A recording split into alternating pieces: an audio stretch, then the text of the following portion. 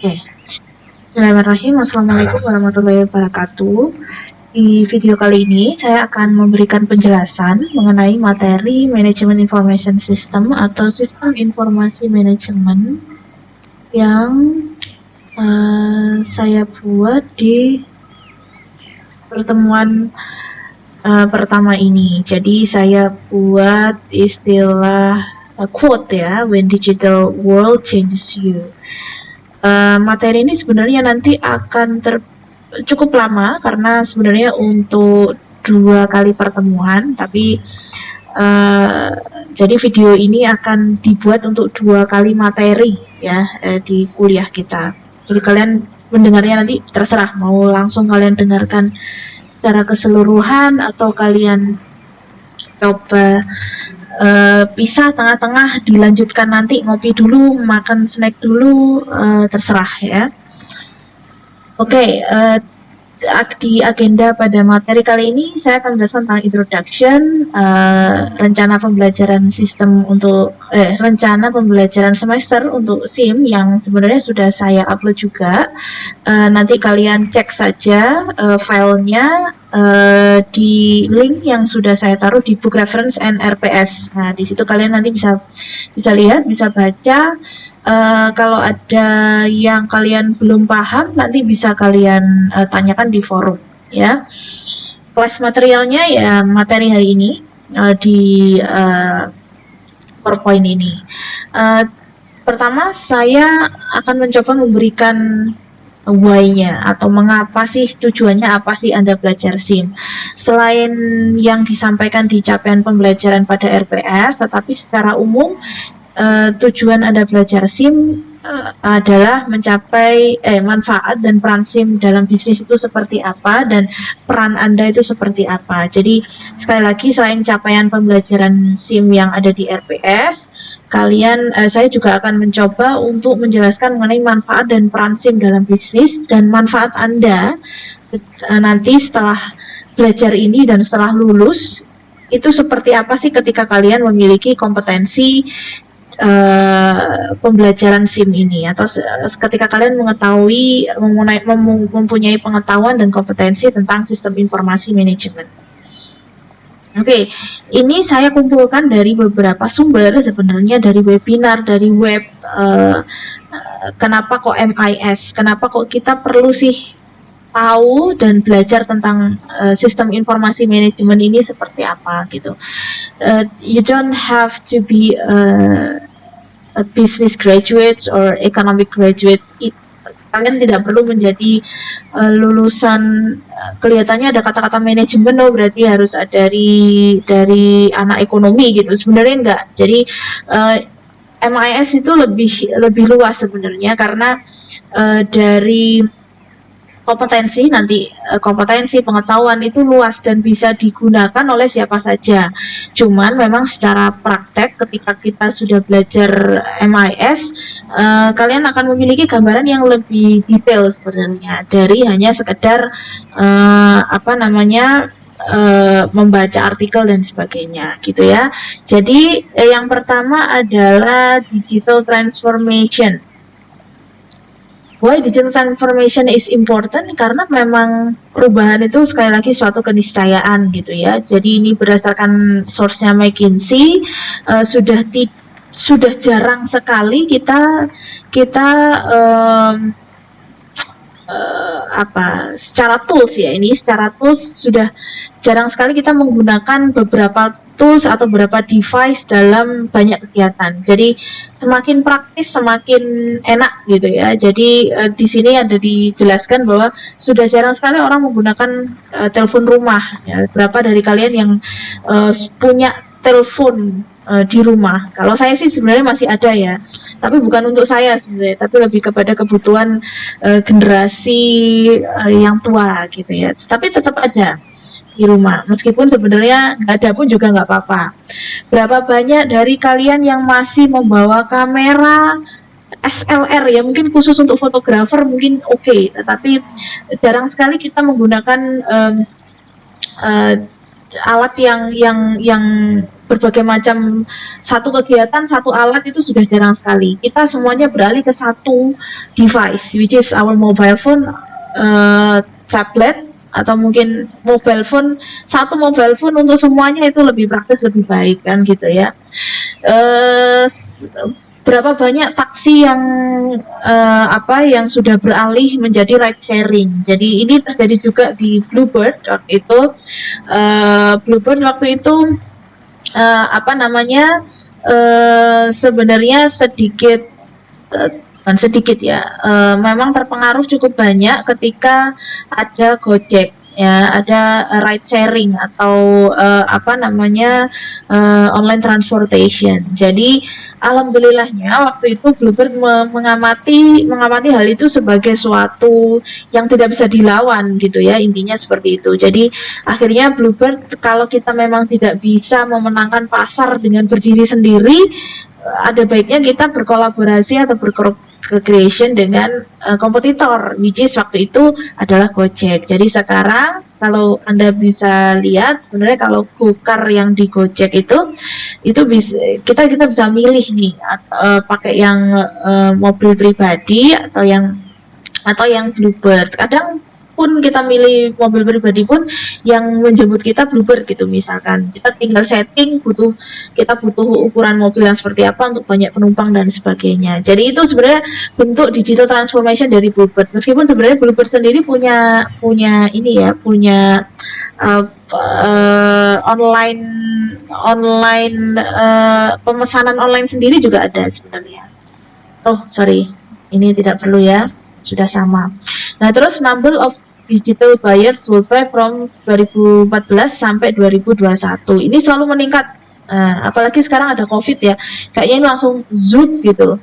Realitanya ini kan perkiraan pada tahun 2000 berapa ini ya? Kayaknya 2015-an lah. Kayaknya kalau kita realisasikan di sini nih, nah yang di sini nih COVID-19 ini kayaknya ini angkanya akan beda lagi. Nah ini juga sama sebenarnya, ini tren yang waktu itu 2015 sepertinya retail e-commerce sales worldwide itu naik, tetapi kalau realitanya sekarang adanya COVID ini kayaknya langsung seperti ini. Nah, ini bagus sekali. Ini survei dari Visual Capital. Sebenarnya saya dapatnya dari webinar. Salah satu pembicaranya menyampaikan ini, gitu kan. Jadi saya compile semuanya dalam materi di sistem ini. Ini ada beberapa yang sebenarnya ini banyak dari beberapa sektor industri sebenarnya. Dari yang pertama ini ada di mall, mall itu berarti retail ya, terus ada dokter, ada vacation, ini banyak sekali. Ini hasil dari survei masyarakat. Jadi berapa banyak sih masyarakat yang mau accelerating needs itu apa ya? Menjembatani kebutuhan mereka dalam sektor-sektor industri itu. Jadi kayak misalkan mall itu sebenarnya berapa banyak sih yang mau ke mall, itu sudah turun 64%. Itu pun pada summer ini kayaknya surveinya sebelum musim panas ya. Summer, berapa banyak yang mau melakukan ke mall 3 sampai 12 bulan. 3 sampai 12 bulan itu hanya 16%. Berapa banyak yang lebih dari 1 tahun, 17%. Jadi berapa banyak yang ada yang jawab, berapa banyak yang nggak mau ke mall lagi, itu ada 3%. Begitu juga dengan yang dokter, vacation, haircut, dan sebagainya. Jadi sebenarnya COVID-19 ini secara nggak langsung memaksa masyarakat dan sektor industri apapun ya, bisa kesehatan atau government juga, itu untuk transformasi digital. Makanya tadi di quotes pertama di slide pertama saya adalah when digital world changes you. Nggak ada COVID aja sebenarnya suatu keniscayaan yang tidak bisa dihindari gitu ya, apalagi ada COVID semacam ini. Why digital transformation is important. Nah ini juga dari McKinsey sebenarnya, karena sebenarnya banyak sekali bisnis model yang berubah. Jadi ini bagus sekali, dari 8% ini dari company believe that business will change visibly through digitalization. Jadi sebenarnya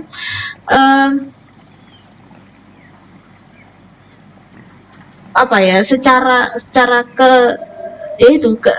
yang tidak bisa terelakkan, intinya gitu ya. Perubahan digital transformation ini memang perubahan yang tidak bisa terelakkan, baik itu perusahaan besar maupun perusahaan kecil atau bahkan perusahaan yang baru mau mulai, itu sebenarnya mau nggak mau memang harus melibatkan digital dalam setiap operasional perusahaannya gitu. Apalagi ketika perusahaan itu sudah settle gitu ya, suatu transformasi digital itu memang tetap harus menjadi perhatian utama intinya gitu, atau bahkan bisa merubah model bisnis itu sendiri.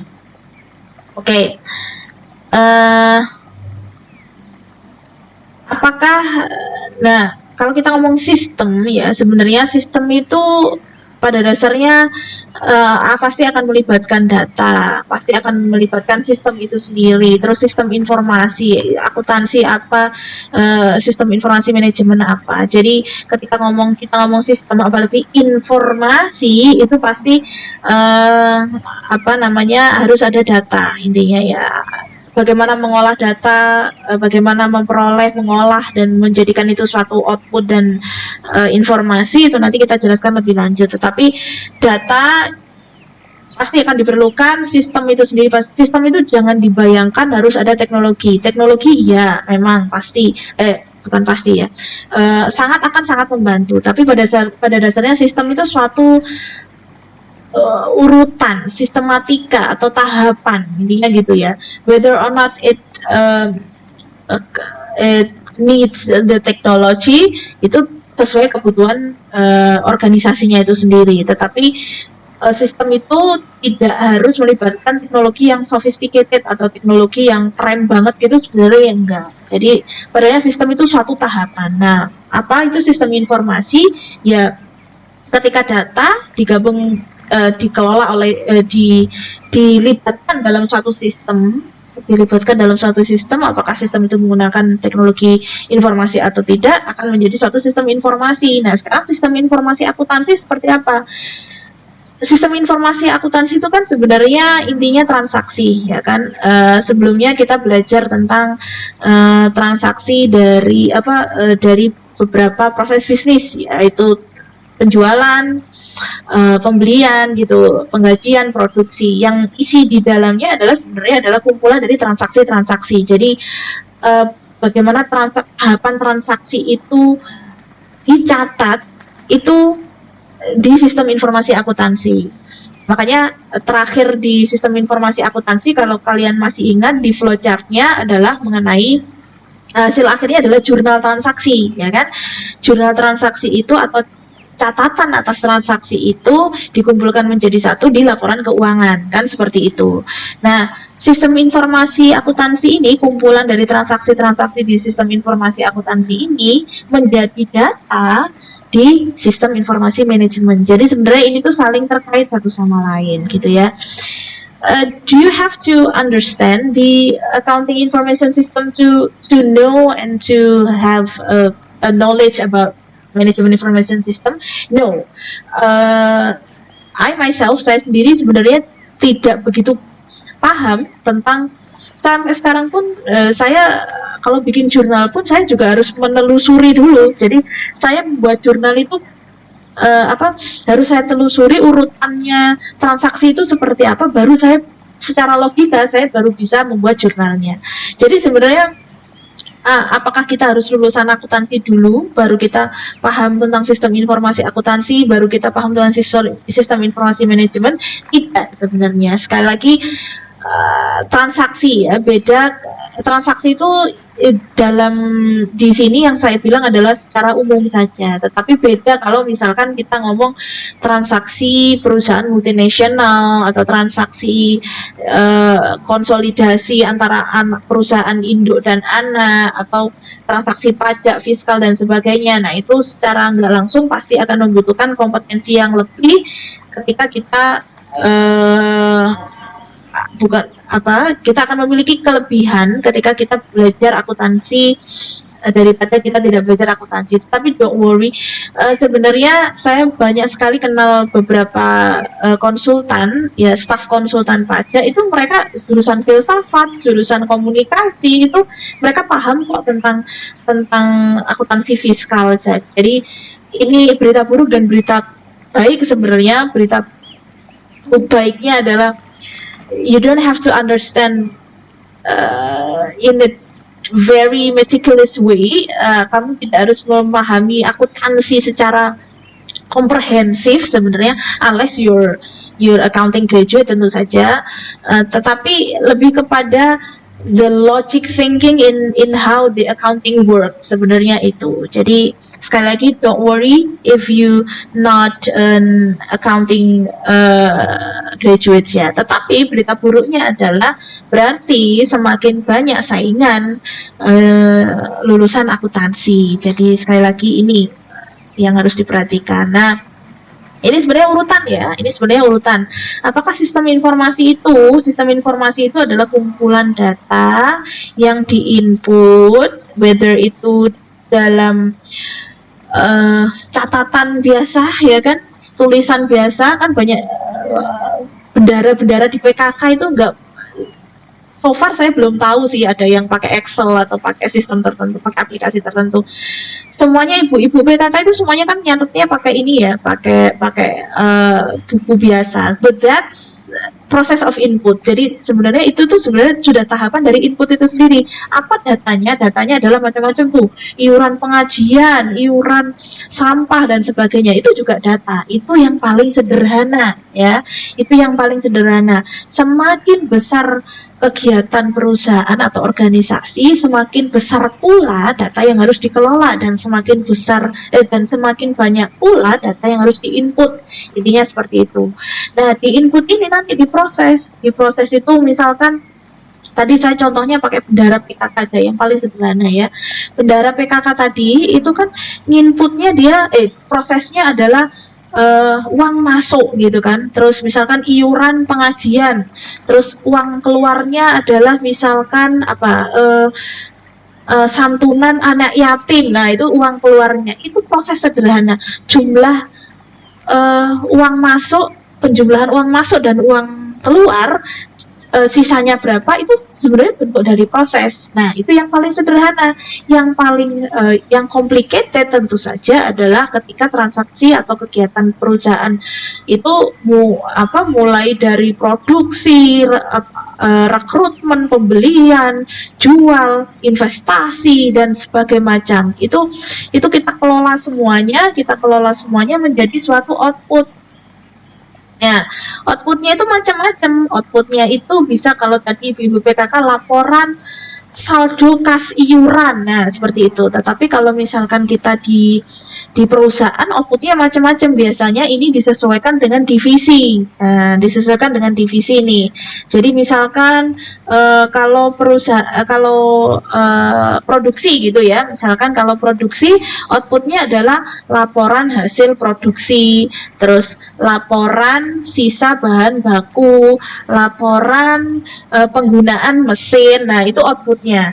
Nah, informasi ini menjadi suatu yang lebih komprehensif. Jadi kayak misalkan tadi produksi ya, kalau kita ngomong produksi, contohnya adalah misalkan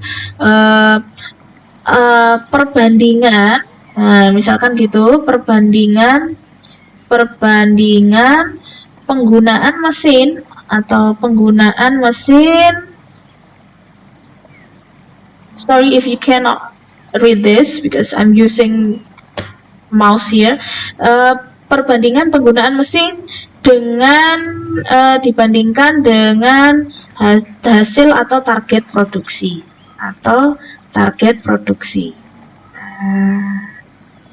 Ini salah satu bentuk kecil dari informasi sebenarnya. Tujuannya untuk apa? Tujuannya adalah untuk tahu bahwa kita punya mesin sekian nih, itu beneran bisa mencapai target nggak? Atau misalkan mesinnya cukup 2 aja, tetapi targetnya yang kita turunkan. Nah, itu tujuannya adalah untuk menganalisa hal tersebut. Tetapi tetap prosesnya harus melewati ini tadi, prosesnya harus melewati data dulu. Datanya apa saja? Macam-macam. Kalau kita ngomong produksi, datanya mulai dari bahan baku, kebutuhan bahan baku, terus habis gitu target produksi dibandingkan dengan bahan baku, proses produksi, laporan selesai produksi, dan sebagainya. Itu yang kompleks ya, itu yang kompleks. Ada yang lebih kompleks lagi sebenarnya, banyak sekali ya. Oke, nah ini mata kuliah yang terkait dengan manajemen information system adalah auditing.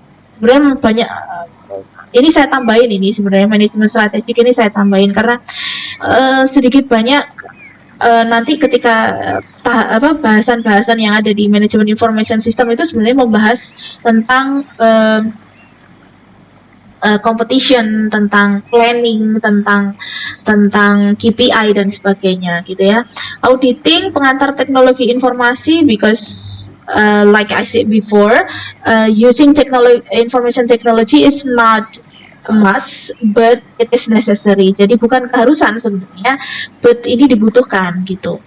But from the beginning of the slide, I said that digital transformation will change you. So we cannot just ignore the use of information technology. Jadi memang akan sangat membantu sekali ketika kita bisa menerapkan teknologi informasi dan sistem informasi akuntansi. Nanti kaitan detailnya seperti apa nanti saya jelaskan. Tetapi auditing ini perlu sebenarnya. Auditing pun sebenarnya bagian dari manajemen strategik juga untuk menganalisa internal dan eksternal pengantar teknologi informasi, karena memang ini akan sangat membantu sekali dalam proses pengambilan keputusan. Sistem informasi akuntansi digunakan sebagai data yang telah diproses, diinput, diproses menjadi output. Kumpulan transaksi-transaksi itu digunakan untuk pengambilan keputusan. Oke, nah ini yang tadi saya jelaskan. Jadi sebenarnya secara gambaran, big picture-nya itu sistem informasi akuntansi letaknya di sini nih, di tengah ini. Nah, ini sistem informasi akuntansi gitu kan. Kumpulan transaksi-transaksi di sini ya, kumpulan transaksi dari berbagai macam divisi ya, dikumpulkan menjadi data, dan data itu diinput, nah digunakan untuk sistem informasi manajemen. Jadi untuk tadi contohnya adalah kayak contohnya gini deh, untuk mengambil, tadi saya ngambil contohnya produksi tadi ya. Jadi kayak misalkan, target produksi kita tidak tercapai nih dalam 6 bulan terakhir gitu, misalkan kita ngomongnya target produksi.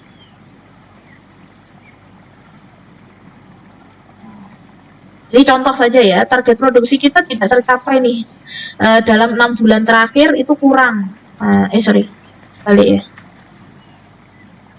Am I supposed to undo or eraser? Oke. Dalam 6 bulan terakhir itu kurang. Ya nggak sih? Gimana sih? Wait. Have to make it more. Target produksi kita nih dalam 6 bulan terakhir itu kurang, ya kan. Target seharusnya itu misalkan 100.000 gitu kan, seharusnya itu 100.000 tapi hanya tercapai 80.000. Terus kita akan lihat nih, kita lihat apa saja data yang kita masukkan. Yang kita masukkan adalah kemampuan mesin gitu ya, misalkan kemampuan mesin. Terus apalagi kita ngomongnya jadwal pembelian, jadwal beli bahan baku misalkan. Terus kita lihat apalagi jumlah pegawai atau tenaga kerja gitu misalkan. Ini kan beberapa. Nah, masing-masing ini kemampuan mesin itu kan nyatatnya di akuntansi biaya ya. jadwal beli bahan baku itu ada di jurnal pembelian, jumlah tenaga kerja itu ada di jurnal penggajian gitu kan. Jadi transaksi-transaksi ini kita kumpulkan nih, kita lihat, kita bandingkan dengan target produksi kita. Nah, apa nih yang salah nih di mana? Apakah jadwal belinya itu kita memang telat, akhirnya banyak banyak kontrak yang cancel atau seperti apa? Atau kemampuan mesin kita kurang nih? Kemampuan mesin kita ini sebenarnya nggak bisa untuk capai 100.000. Capainya itu 6 bulan ya memang 80.000. Kita udah untung-untungan nih capai 90.000 misalkan gitu. Atau jumlah tenaga kerjanya nih yang kurang. Jadi sebenarnya mesin kita itu hanya memproses sampai barang setengah jadi. Nah, barang setengah jadi sampai barang jadinya itu butuh jumlah tenaga kerja. Jumlah tenaga kerja sekian. Nah, itu seperti apa? Nah, pengambilan keputusan yang mungkin dari situasi seperti ini setelah kita membandingkan target produksi dengan kemampuan mesin, kita bandingkan target produksi dengan proses dari jadwal beli sampai produksi, kita bandingkan target produksi dengan kebutuhan jumlah tenaga kerja gitu misalkan. Nanti keputusan yang mungkin adalah apa saja? Ya dari data-data atau input-input bagian-bagian yang kita input ini. Misalkan, apakah kita perlu beli tambah mesin baru nih? Kita perlu nggak nih beli mesin baru? Misalkan gitu. Atau nggak usah, kita jadwalkan aja, kita bikin kontrak yang real dengan supplier, yang pasti setiap 1 bulan sekali kita itu sudah terima bahan baku sejumlah sekian gitu misalkan. Atau jumlah tenaga kerja nih, jumlah tenaga kerja sama mesin ini nanti mungkin terkait nih gitu kan. Misalkan nggak usah, jumlah tenaga kerjanya nggak usah ditambah, kita tambahin aja mesinnya. Nanti tenaga kerjanya kita misalkan kita ganti mesin atau misalkan atau sebaliknya gitu. Tahapannya kita lebih banyak ke jumlah tenaga kerja aja deh, mesinnya kita tetap saja gitu misalkan. Nah, keputusan-keputusan itu nggak bisa dari kita kayaknya gitu, nggak bisa ya. Atau pakai intuisi, itu nggak bisa. Semuanya harus pakai data. Semuanya harus based on data. Keputusan-keputusan ini nggak bisa diputuskan dari intuisi semata gitu, tidak bisa. Tapi semuanya based on data. Makanya yang tadi saya gambar di sini sebenarnya adalah kumpulan dari data, intinya gitu. Untuk mengambil keputusan di sistem informasi manajemen itu satu bagian dari pengambilan keputusan saja ya. Jadi apakah hanya untuk memastikan bahwa target produksi kita tercapai atau tidak? Kalau misalkan tidak tercapai, kenapa? Dan langkah selanjutnya seperti apa? Nah, itu saja kita membutuhkan sekian banyak. Itu produksi loh ya, itu hanya produksi. Belum saya bilang pembelian, saya belum bilang pengembangan usaha baru, masuk pasar baru, investasi yang seperti apa, pemasarannya seperti apa, saya belum sampai ke situ. Ini saya hanya sampai satu saja, satu sisi dari operasional perusahaan, yaitu produksi. Nah, itulah mengapa sistem informasi antara akuntansi, manajemen itu saling terkait ya, dan manajemen strategik. Jadi kayak misalkan tadi yang saya contohkan adalah kita mau buka pasar baru nih, atau kita mau masuk ke area market tertentu. Nah, itu kan secara strategi ya, tetapi secara objektif atau toolsnya agar itu bisa visible atau bisa tercapai, salah satunya adalah dengan sistem informasi manajemen, data historisnya dari sistem informasi akuntansi. Nah, seperti itu.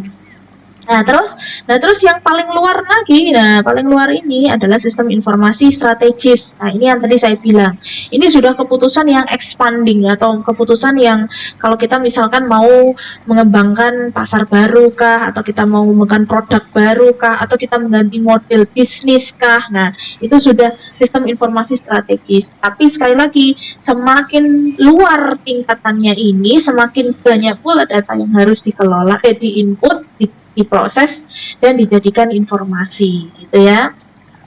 Oke, ini contoh-contohnya saja, manfaat dan peran SIM dalam bisnis. Ini contoh-contoh saja. Kelangsungan usaha. Nah, kelangsungan usaha ini contohnya adalah sebenarnya ATM sih waktu itu, ATM dan mobile banking. Waktu itu penggagas ATM pertama adalah sebenarnya BCA ya waktu itu.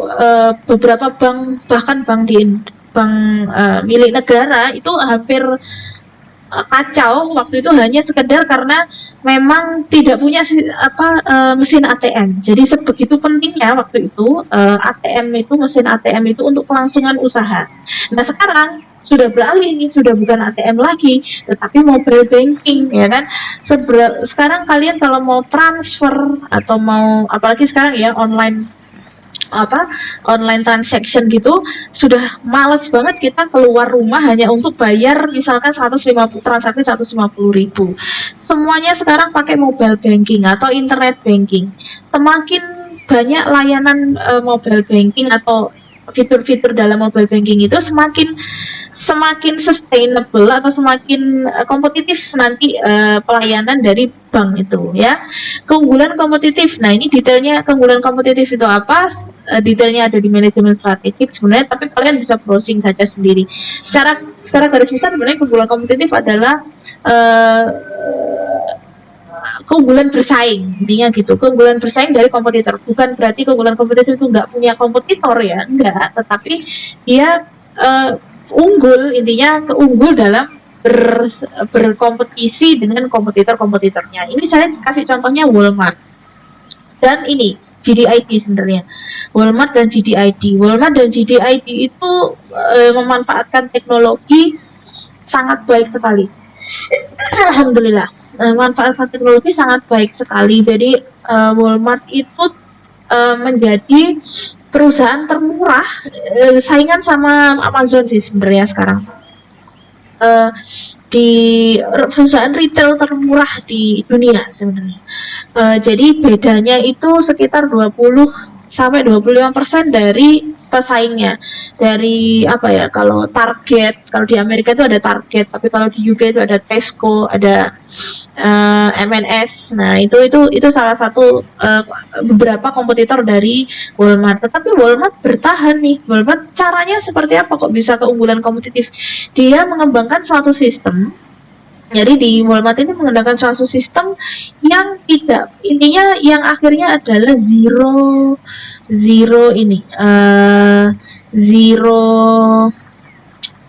inventory cost, atau inventory cost-nya inventory cost-nya hampir nol. Jadi mendekati nol lah ya, 0% dari total biaya lainnya. Jadi padahal secara logika yang namanya retail itu atau perusahaan retail itu yang paling banyak itu adalah biaya penyimpanan, bukan persediaannya. Biaya penyimpanan dari retail itu biasanya paling tinggi, tetapi Walmart itu hampir nol. Kok bisa seperti itu? Karena dia invest teknologinya adalah untuk mengintegrasi supplier-suppliernya. Jadi misalkan nih, ya, kalau kayak M&S atau Target itu biasanya ada di tengah kota. Nah, Walmart ini biasanya dia ada di pinggir kota. Dia ada di pinggir kota, tujuannya apa? Jadi sistemnya dia itu terkoneksi dengan supplier banyak, ya. Tapi dia di pinggir kota. Ini kota, city-nya di sini, dia lebih ke sono gitu. Karena selain dia membutuhkan ruang yang besar, dia mendekati supplier, ya. Dia mendekati supplier. Nah, sistem yang dibuat oleh Walmart ini sebenarnya sangat sederhana sekali. Sekarang kalau di Indonesia sudah beberapa ditiru oleh Alfamart, ya, tapi tidak semua barang. Nah, Walmart ini sistemnya cukup sophisticated, ya. Jadi dia mengembangkan sistemnya itu karena memang ingin mencoba untuk mengintegrasi banyak suppliernya itu. Jadi setiap transaksi kalau kita transaksi di retail itu biasanya kan ada keluar ininya, ya, struknya. Nah, struknya itu satu kali misalkan saya beli Pepsodent, ada nggak ya Walmart Pepsodent di Walmart, Colgate lah, ya, kita ngomong Colgate, pokoknya pasta gigi lah, ya, satu pasta gigi, satu sabun, satu sampo, terus what else, sabun cuci baju gitu misalkan, ya. Setiap kali kita transaksi ini update transaksi di nota itu langsung terupdate semuanya ke supplier ini. Ya, kalau misalkan suppliernya Unilever ya langsung ke Unilever dan sebagainya. Jadi setelah misalkan sehari ini ada berapa berapa ratus ribu transaksi gitu misalkan ya, berapa ratus ribu transaksi, jadi barang keluar itu sekian ribu gitu misalkan, atau sekian ribu barang. Nah, sekian ribu barang itu langsung terupdate ke suppliernya.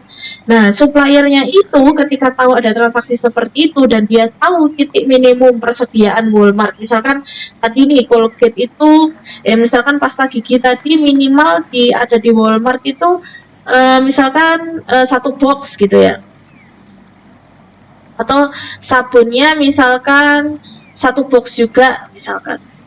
Terus sampo misalkan samponya itu juga satu box. Nah, masing-masing supplier ini tahu nih minimum persediaannya Walmart itu sekian. Jadi ketika barang persediaan yang ada di Walmart itu mendekati ini, si suppliernya itu langsung kirim dan Walmart tidak perlu bikin permintaan pembelian. Nah, karena dia persediaannya kecil ya, titik minimum persediaannya kecil, dia nggak butuh gudang. Walmart itu gudangnya nggak lebih besar dari satu ruangan kecil kantor gitu. Jadi gudangnya dia ya di supplier ini plus tokonya dia yang gede itu gitu. Jadi itu salah satu strateginya Walmart. Sekarang sih sekali lagi sudah diduplikasi oleh retail di Indonesia ya, retail di Indonesia. Jadi alhamdulillah nggak apa-apa sebenarnya, meniru yang baik ya dan menguntungkan perusahaan, jadi no problem. Jadi seperti itu Walmart meningkatkan keunggulan kompetitifnya. Jadi keunggulan kompetitifnya dia di mana sih sebenarnya? Di harganya itu 20-25% jauh lebih murah daripada yang lainnya. Orang pasti akan ke sana lah gitu ya, ininya seperti itu. Pengambilan keputusan yang lebih baik. Nah, ini juga bentuk dari GDID. GDID itu GDID kan Indonesia ya. JD.com ini salah satu perusahaan China, e-commerce China sebenarnya kalau nggak salah. Tetapi dia punya gudang gede banget, dan tapi gudang segede itu tuh hanya dioperasikan kurang dari 5 orang atau 5 sampai 10 orang. Apa yang diimplementasikan ke dia invest di teknologi. Jadi kalau tadi Walmart itu kan dia memilih untuk tidak punya gudang, ya kan? Kalau JD.com itu dia punya gudang, tetapi biar cost efektif dan cost efisien, dia caranya seperti apa? Dia bikin teknologi layout gudangnya itu bergerak sendiri, gitu ya. Kalian bisa cari lah di berita-berita atau di YouTube gitu. JD.com, inovasi JD.com itu bagaimana dia menggerakkan barang-barang yang banyak itu, men-storage-nya dan mengirimkan itu seperti apa, itu dia pakai teknologi. Jadi nggak usah pakai didorong oleh manusia dan sebagainya, itu nggak. Jadi manusianya itu hanya memastikan bahwa terakhir nempelin label dan sebagainya, that's it, itu aja. Tapi kayaknya nempelin label pun juga kayaknya mesin ya. Jadi gudangnya bergerak sendiri berdasarkan QR code. Nah, itu tuh keren sekali.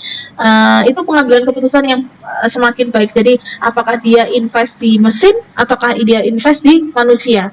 Ini sebenarnya sangat agak tergolong agak aneh ya, karena perusahaan di China itu sebenarnya kan paling murah tuh ininya ya, tenaga kerjanya, tetapi JD.com itu lebih memilih untuk invest di teknologi instead of di manusianya. Tetapi secara keseluruhan itu memberikan kontribusi di penurunan biayanya itu gitu. Kok bisa seperti itu? Nah, kenapa kok bukannya tenaga kerja di sana murah? Kenapa nggak tenaga kerja aja? Kenapa kok lebih kepada teknologi? Nah, sekali lagi jenis bisnisnya nih kita yang harus paham betul. Jenis bisnisnya itu seperti apa? Jadi JD.com tuh kalau nggak salah kan seperti kayak Bukalapak gitu ya.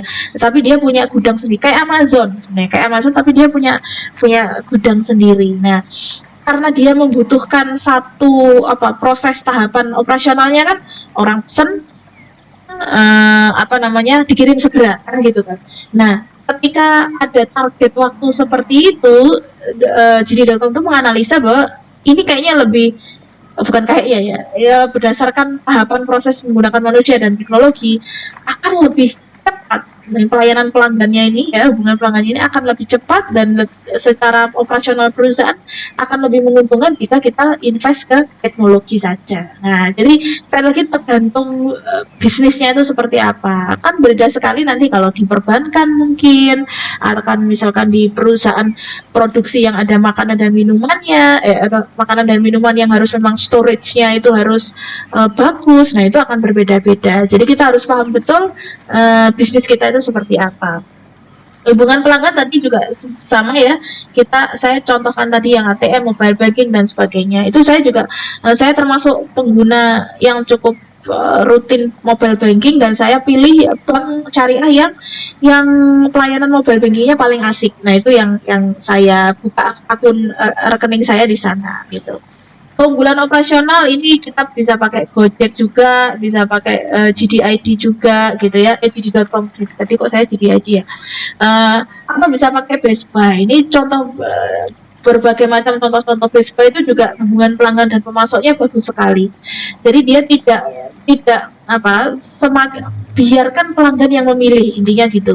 Jadi Best Buy ini memberikan harga kompetitor di retailnya. Jadi misalkan saya beli TV ini ya di Best Buy ini, beli TV di Best Buy ini harganya sekian nih, misalkan $200 gitu ya misalkan. Nah, kalau di Amazon itu beda, misalkan $190 kan lebih murah tuh di Amazon. Tapi Best Buy ini nggak apa-apa gitu kan, nggak apa-apa. Memang saya tujuannya apa? Karena dia memberikan kebebasan sebanyak-banyaknya kepada pelanggan, tapi dia juga di dalamnya memasukkan tuh. Nah, kalau Amazon tuh ada ongkirnya gitu misalkan, dan secara insurance dari alat itu tidak bisa terjamin gitu misalkan. Tanpa menjelek-jelekan Amazon, Best Buy ini menampilkan kelebihannya dia, bahwa kita akan langsung servis dan sebagainya, tetapi dia menunjukkan bahwa memang Amazon lebih murah tuh, nah gitu. Jadi di retailnya di Best Buy itu dia menampilkan harga kompetitor, nah, tapi berani itu dia, karena dia lebih menunjukkan biarkan pelanggan yang memilih sendiri, intinya seperti itu. Nah, ini manfaat dan peran SIM apakah hanya dalam bisnis saja? Tidak, ya. Manfaat dan peran SIM itu di banyak kegiatan. Ini juga saya hasil dari webinar. Ini pengembangnya sebenarnya sistem informasi manajemen relawan ini karena ada dari COVID ini ya. Mas Arif Fakiuddin ini salah satu tim dari penanganan COVID Indonesia kayaknya. Jadi dia mengembangkan namanya sistem informasi manajemen relawan. Jadi intinya tidak harus bisnis ya, selama SIM itu bermanfaat untuk kegiatan sehari-hari, termasuk apalagi yang seperti sekarang pandemi dan sebagainya. Selama ada kebutuhan atas data, maka di situ SIM berperan dan bermanfaat. Nah, ini contohnya sistem informasi manajemen relawan. Jadi mengalokasi relawan-relawan, kompetensi relawan apa yang dibutuhkan apa harus disebar ke area mana. Nah, itu dikembangkan oleh Mas Arif ini, namanya SIM relawan. Selain itu juga bisa ini nih, bisa membuka pendaftaran. Jadi kalau kalian pengen atau bisa ya sebenarnya, tapi nggak boleh ya. Ingin jadi relawan apa namanya COVID nih, gimana caranya gitu?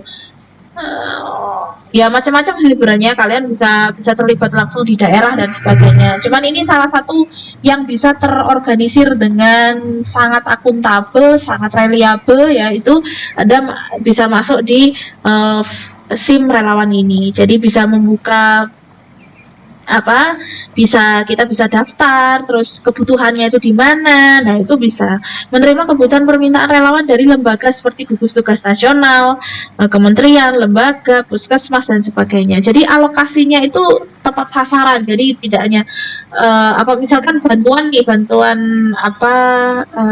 relawan atau COVID berupa uang gitu misalkan, itu terdistribusi sesuai dengan target. Nah, how to know whether bantuan itu terdistribusi dengan baik atau enggak, yaitu salah satunya dengan menggunakan teknologi ini atau menggunakan sistem ini gitu ya. Nah, ini juga saya dapat dari webinar. Ini salah satu CEO salah satu startup ya, Volantis namanya, Bapak Baktia Rifa ini menyebutkan bahwa tanpa data bagaikan berjalan tanpa setter di tengah hutan. Sekali lagi, data itu yang penting. Kita mau bikin sistem apapun, kalau nggak ada data yang dimasukkan dalam sistem itu ya nonsense gitu ya. Intinya seperti itu. Jadi data itu adalah dasar dari pengambilan keputusan. Makanya tadi yang saya bilang, pengambilan keputusan itu nggak bisa sekedar kita kayaknya ini deh, ya sudah kompetitor kita seperti ini, saya ikutan. Nggak seperti itu, semuanya harus based on data. Kita berbicara semuanya berdasarkan data, ya, jangan biasanya, jangan katanya. Nah, itu tolong dibiasakan. Nah, peran Anda dalam SIM ini seperti apa? Ini saya contohnya profesi-profesi, sebenarnya ini masih lama ya. Kalau kalian search gitu, posisi pekerjaan dengan kemampuan sistem informasi itu banyak sekali. Ada data analis, ada data apalagi data intelligence, ada business intelligence, banyak sekali. Cuman ini sini saya jelaskan saja bahwa opportunity atau kesempatan kita berkarir ketika kita mempunyai kompetensi sistem informasi itu sangat luas sekali. Jadi tidak hanya kalian misalkan akuntansi, jangan akuntansi keuangan gitu kan. Lengkapi, tambahi akuntansi keuangan dan sistem informasi. Begitu juga misalkan kalian dari lulusan lain gitu, misalkan manajemennya sumber daya manusia pula, kelihatannya kok nggak ada teknologinya sama sekali. Makanya belajarlah sistem informasi, intinya gitu. Jadi intinya sistem informasi itu untuk menambah selain untuk menambah daya jual kita sebagai lulusan, sebenarnya adalah melatih kita untuk berpikir logis sebenarnya. Jadi logical thinking kita ketika kita belajar sistem informasi itu akan lebih terasah. Oke. Nah, ini sebenarnya sudah masuk ke pertemuan kedua ya. Tadi saya jelaskan secara umumnya seperti itu. Nah, ini bagian dari pertemuan kedua, tetapi you can listen it along the way, or you can listen it partly, terserah lah ya. Semoga sih kalian tidak bosan dengan suara saya gitu ya. Nah, ini secara definisi sistem informasi manajemen itu adalah komponen yang saling berhubungan, sekumpulan komponen yang saling berhubungan, memproses, menyimpan, dan mendistribusikan informasi untuk menunjang pengambilan keputusan. Ini menurut Loden 2012, ini buku utama yang saya pakai di materi di sistem informasi manajemen ya, Loden sebenarnya. Nah, ada yang baru nih, yang terbaru, computerized database of financial information. Nah, spesifik sekali ini ada financial information, karena memang semua kegiatan itu pasti berhubungan dengan finansial sebenarnya. Jadi bukan berarti financial information itu yang akuntansi tok gitu, enggak sih sebenarnya. Jadi semua kegiatan itu ujung-ujungnya pasti about financing gitu ya. Jadi benar sebenarnya ujung-ujungnya duit itu benar. But we're going to look at it on a good perspektif ya. Kita melihatnya dari perspektif yang bagus. Finance itu memang salah satu alat ukur yang bagus untuk melihat bagaimana perusahaan itu beroperasi. Jadi kayak misalkan hal yang paling nyentrik aja lah dalam perusahaan itu apa? Misalkan let's say what is event gitu ya. Kita bikin event community go west gitu misalkan. Itu ketokane I'm sorry. Kelihatannya kok nggak ada ininya banget ya, nggak ada sistemnya banget. Enggak, sebenarnya itu kan proses dari pemasaran. Kalau kita bisa respect ya, itu kan bikin komunitas goes, itu kan sebenarnya pemasaran, bentuk dari positioning, branding dan sebagainya. Nah, positioning branding itu pasti ada kaitannya dengan penjualan. Pasti ada kaitannya dengan marketing strategi, pasti ada kaitannya dengan ukuran kinerja. Yang itu ukuran kinerja itu secara ujung-ujungnya pasti dikaitkan dengan financial information. Nah, gitu ya. Jadi sekali lagi, kenapa kok ini saya ditekankan financial information? Because every little activities in a company must be related with financial information gitu ya. Tetapi yang ada database-nya atau basis datanya dan menggunakan komputer, intinya gitu. Atau makanya di computerized database. Organize and program in such a way that it produce regular reports. Nah, penting nih. Harus menghasilkan laporan secara rutin. Jadi percuma kita mengorganize database yang isinya salah satunya adalah financial information tetapi tidak dilaporkan, hanya menjadi kumpulan data saja tetapi tidak diproses, hanya menjadi output saja. Misalkan tadi event goes gitu, misalkan event goes itu ya sudah hanya laporan pengeluaran event goes gitu, nggak ada dikaitkan dengan target penjualan, nggak dikaitkan dengan misalkan target masing-masing marketing itu seperti apa, nggak ada. Jadi sekali lagi harus dibuat tuh reportnya, informasinya harus dibuat menjadi report gitu ya. On operation for every level. Jadi setiap operasional kegiatan perusahaan in every level, mulai dari manajemen bawah sampai atas, itu harus dibuat reportnya. Reportnya nanti itu adalah bentuk konkret dari information itu tadi gitu ya, yang dikelola dengan computerized database ini. Ini yang penting juga, memberikan feedback ya, memberikan feedback. Jadi percuma tuh itu tujuannya sekali lagi kan tadi saya bilang data dikelola menjadi informasi gitu kan. Sistem informasi kan terdiri dari situ, yang informasinya nanti dilaporkan ya kan, dilaporkan menjadi menjadi ini masukan atau feedback atau timbal balik dari performance kinerja gitu kan. Kinerjanya siapa? Enggak hanya kinerjanya manajer saja, nah tetapi juga semua lapisan. Nah, untuk top manajemen dia digunakan untuk apa? Untuk monitor. Nah, gitu ya. Jadi tadi tahapannya adalah data yang dikelola menjadi informasinya harus disampaikan gitu, reportnya dijadikan feedback atau timbal balik atas kinerja yang nanti akan dijadikan pengambilan keputusan. Nah, gitu ya. Nah, dimensi sistem informasi pasti ada manajemen, ada teknologi, ada organisasi. Bedanya apa sih, Bu? Manajemen lah. Manajemen itu apa kalau nggak memanage organisasi kan gitu intinya. Jadi sekali lagi ada teknologi itu pasti akan sangat membantu sekali. But the company doesn't have a sophisticated technology, it's fine gitu kan. Excel aja sudah bagus.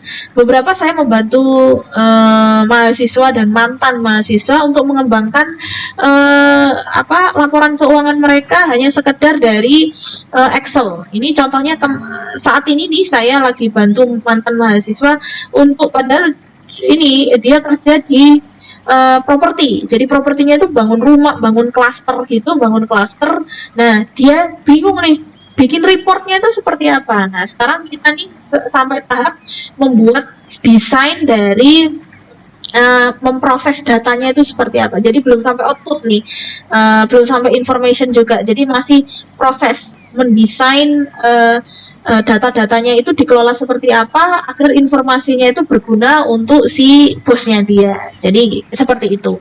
Jadi ini saling terkait sebenarnya. Teknologinya apa?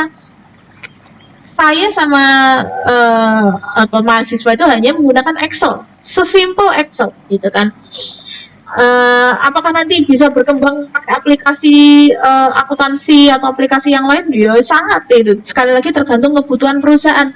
Perusahaan itu butuhnya yang seperti apa sih, pengambilan keputusan yang seperti apa sih yang dibutuhkan oleh perusahaan dan secepat apa. Nah, teknologi itu hanya mengikuti itu saja, hanya mengikuti kebutuhan sebenarnya, mengikuti kebutuhan organisasi dalam memanage kegiatan operasionalnya. Jadi kalau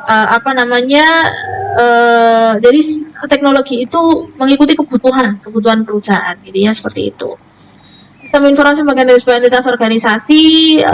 Dengan sistem informasi menyelesaikan permasalahan. Nah, ini yang penting ya, permasalahan dalam organisasi. Makanya kita harus tahu dulu, mengenali diri kita dulu, mengenali organisasi kita seperti apa, baru kita tahu nih teknologi apa yang cocok kita pakai untuk menyelesaikan permasalahan di organisasi kita itu. Nah, ada hardware, software, data manajemen, networking dan sebagainya. Itu nanti di pertemuan berikutnya. menghubungkan dua keahlian, information system literacy dan computer literacy. Bu, apakah kita harus ini sih lulus informatika atau ilmu komputer? No, you don't have to be that kind of graduates gitu. As long as you understand the system, the steps in the logical thinking sebenarnya itu. Kalian tahu sendiri kayak misalkan kopi kenangan gitu ya. Saya baru mendengar podcastnya Kopi Kenangan di YouTube-nya Bapak Gita Wirjawan, one of my favorite person ya. CEO Kopi Kenangan itu nggak bisa coding, nggak bisa bikin kopi, tapi punya perusahaan Kopi Kenangan, IPO pula. Nah, seperti itu. Gojek, Bapak Nadiem Makarim waktu itu mantan CEO Gojek pun, apakah dia bisa lulusan lulusan teknik informatika? Enggak gitu. Apakah dia bisa coding? Enggak gitu. Tetapi how they think is systematically developed, intinya gitu. Jadi sebenarnya apakah kita perlu coding nih, perlu bisa coding dan enggak gitu kan? Sebenarnya enggak. Coding itu kan proses kita berpikir sebenarnya ya. Jadi masalah nanti detail skill kita tuh apakah di coding atau tidak. Nah, itu sesuai kebutuhan organisasi. Kita butuh programmer yang seperti apa, yang punya kompetensi apa. Tetapi sekali lagi, apakah nanti untuk jadi seorang sistem analis gitu yang tadi contoh-contohnya itu apakah harus bisa coding dan sebagainya? Enggak, tapi pun kalau bisa ya bagus gitu ya. Nah, SIM ini intinya adalah dapat menjawab dan membuat keputusan, intinya seperti itu. Jadi permasalahan-permasalahan yang sedang terjadi atau kita mau bikin strategi, kita mau memantau strategi itu sangat terbantu sekali dengan sistem informasi manajemen. Oke, pendekatan yang digunakan. Nah, ini tadi yang saya jelaskan. Jadi sebenarnya nggak hanya tentang ilmu komputer atau teknik informatika atau apapun, beberapa jurusan yang terkait dengan ini enggak gitu ya. Ini tuh hanya pendekatan teknis aja. Nah, ini nih pendekatan teknis itu di sini, di ilmu komputer, riset operasi gitu. Science management gitu kan, tetapi pendekatan perilakunya juga ada. Pendekatan perilakunya ada di psikologi, di sosiologi gitu kan, di ekonomi gitu. Ekonomi dua sih, ekonomi pendekatan teknis dan pendekatan perilaku. Jadi sebenarnya we have to have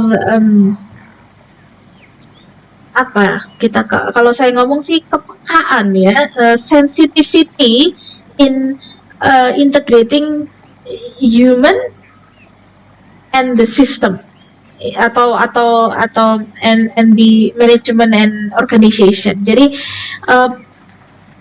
itu yang harus kita punya. Bukan berarti kalau kita sistem informasi manajemen kita harus punya kemampuan teknologi gitu.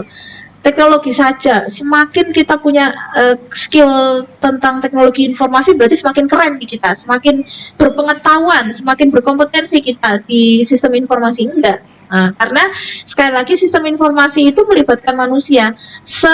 Sekeren-kerennya teknologi yang kita pakai, tetap usernya adalah manusia, penggunanya adalah manusia, tetap yang input itu juga manusia, kan intinya gitu.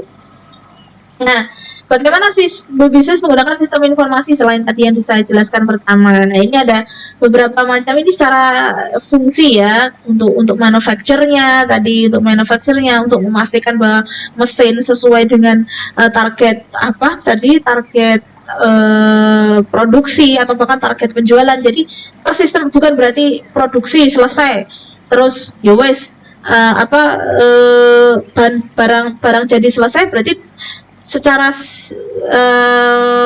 manajerial atau sistem informasi manufacture tugasnya misalkan manajer produksi selesai. Enggak, dia harus ini dulu juga terkoneksi atau terintegrasi dengan penjualan. Apakah target hasil produksi itu sesuai dengan target penjualan gitu, ataukah penjualan target produksi itu nyusunnya berdasarkan apa, kemampuan mesin saja kah, atau kita bandingkan juga dengan target penjualan. Nah, itu seperti apa.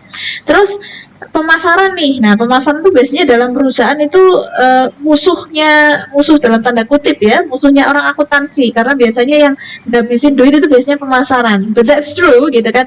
But is it necessary? Apakah itu diperlukan? Ya memang pemasaran itu memang mau nggak mau memang butuh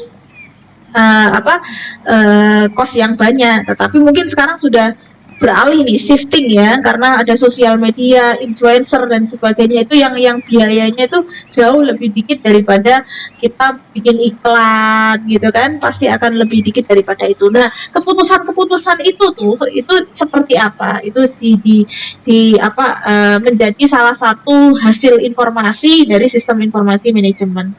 Contohnya nih, apakah misalkan Bapak Jokowi dari atau siapapun lah ya yang ingin membranding personal brandingnya itu atau membranding perusahaannya itu biasanya masuk ke media ini ya, media lah ya, kayak misalkan Tempo, Times, Forbes dan sebagainya.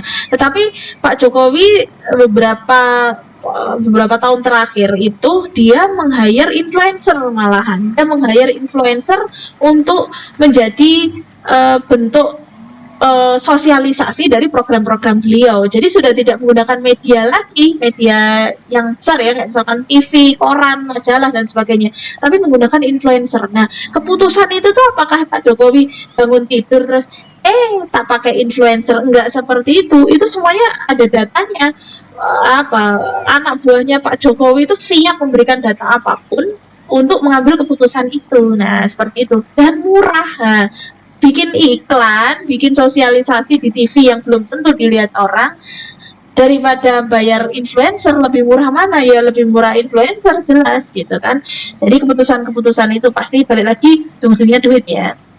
Sumber daya manusia yang terkait dengan apa nih? Sumber daya manusia terkait dengan kebutuhan kompetensi apa dalam perusahaan kita, kayak gitu. Misalkan kayak tadi nih, Kopi Kenangan atau Bapak Pak Nadiem ya, Mas Nadiem itu misalkan dia waktu itu awal-awal Gojek itu hanya butuh satu sistem analis atau programmer atau satu programmer aja. Nah, sekarang sudah banyak berapa programmer. Nah, kebutuhan sumber daya manusia itu sekali lagi sesuaikan dengan bisnis kita itu seperti apa. Ini sekali lagi ini saling terkait ya, ini secara fungsional. Jadi sistem dari sudut pandang fungsional.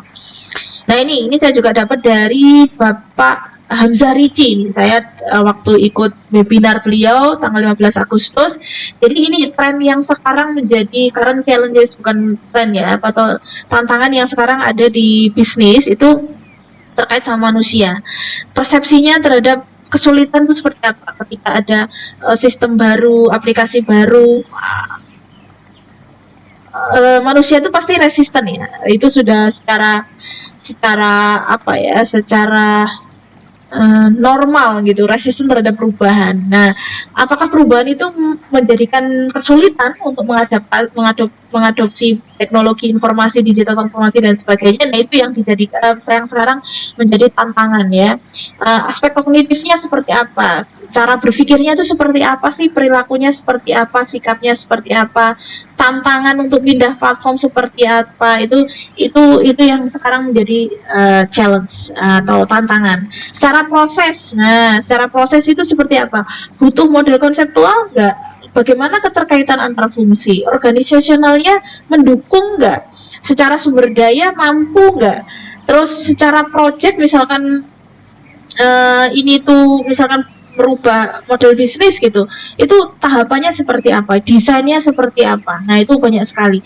Atau secara strategi, makanya tadi saya bilang berhubungan sekali dengan manajemen strategik sebenarnya.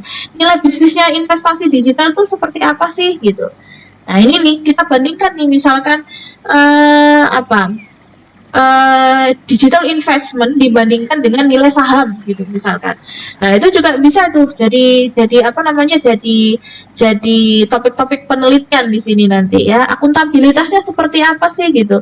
Ketika kita semakin banyak penggunaan teknologi, apakah semakin akuntabel gitu kan. seperti apa gitu kan, keselarasan TI dengan bisnis. Jangan-jangan kita pakai teknologi tapi nggak sesuai tuh dengan goal bisnis kita dan visi misi strategi bisnis kita. Nah itu juga seperti apa, ini yang jadi tantangan sebenarnya, tantangan lebih kepada pertanyaan sih, how, what, why. Nah itu ya, poin apa, tantangan-tantangan di sini nanti bisa kalian jadikan salah satu uh, uh, ke keingintahuan kalian untuk menciptakan topik penelitian. Itu juga bisa, silahkan. Nah ini aplikasi sistem pada perusahaan. Jadi ini yang paling simpel, nanti saya jelaskan di topik-topik berikutnya ya. Ini yang paling sekarang paling sering dipakai banyak perusahaan yang terdiri dari banyak fungsi, itu adalah ERP atau Enterprise Resource Planning. Jadi perencanaan sumber daya perusahaan. Sumber daya itu banyak semua ya, sumber daya manusia, modal, bahan baku ya, itu makanya ERP ini sebenarnya yang paling kompleks sebenarnya, yang so far dipakai oleh banyak perusahaan besar. Nah, atau sekedar kita bikin supply chain-nya aja deh gitu. Jadi supply chain ini sistem kecil ya, sistem kecil bagian dari ERP sebenarnya. Tapi apakah perusahaan harus langsung pakai ERP? Enggak juga. Sekali tergantung kebutuhan perusahaan seperti apa. Jadi hanya kita fokusnya ke rantai pasokan dulu nih. Rantai pasokan itu bisa untuk perusahaan dagang, bisa untuk perusahaan jual beli gitu juga bisa ya. Terus ataukah misalkan kita pakai ini, perusahaan kita nih kita tekankan dulu kepada hubungan pelanggan gitu misalkan, ya boleh, silakan gitu ya. Jadi ini hanya contoh-contoh sistem yang dipakai oleh perusahaan. Ini knowledge management system, ini nanti, jadi masing-masing di sini nanti saya akan jelaskan di di 2 atau 3 pertemuan yang berbeda. Nanti kita akan membahas satu-satu di sini. Ini saya jelaskan secara garis besarnya saja. Atau intranet extranet ini stay tune, bertemu di video berikutnya. Saya akan jelaskan detail tentang ini. Jadi 2 ini nanti saya akan jelaskan di materi berikutnya, namanya Information Technology Infrastructure. Jadi silahkan dilihat video berikutnya. Kalau nggak harus lihat juga nggak apa-apa kok. Jadi kalian bisa sambil dengarkan, sambil minum kopi sekali lagi ya, sambil makan snack gitu kan, sambil berkebun gitu, silakan, sambil berternak mungkin silakan. Jadi semoga penjelasan saya kali ini bermanfaat gitu kan. Kalau ada pertanyaan silakan kalian sampaikan di forum diskusi, atau bisa langsung ke saya gitu. Silakan baca bukunya if you have time, because I know that you're very busy person gitu kan. Manfaatkanlah waktu sebaik-baiknya di online learning ini. Jangan sampai waktu kalian idle atau tidak bermanfaat gitu ya. Oke, terima kasih, saya akhiri dulu. Assalamualaikum warahmatullahi wabarakatuh.